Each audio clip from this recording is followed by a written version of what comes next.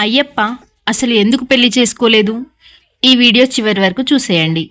అయ్యప్ప చిన్నప్పటి నుంచే చాలా బలవంతుడు, ధర్మపరుడు కూడా.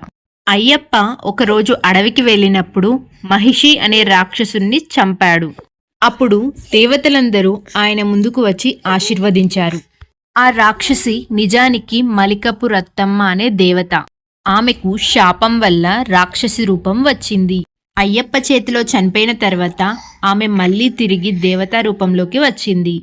ఆమె అయ్యప్పను చూసి నేను నిన్ను పెళ్లి చేసుకోవాలనుకుంటున్నాను అని చెబుతుంది. అప్పుడు అయ్యప్ప నవ్వుతూ నేను భక్తుల రక్షణ కోసం పుట్టాను. నేను బ్రహ్మచారిగా గడపాలనుకుంటున్నాను. కానీ నేను భక్తుల కోరికలను తిరస్కరించను.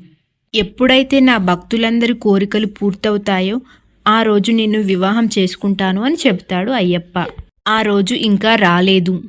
అందుకు మలికపు రత్తమ్మ అయ్యప్ప స్వామి కోసం ఎదురు చూస్తూ శబరిమలలోని పక్క ఉన్న ఆలయంలో నివసిస్తుంది.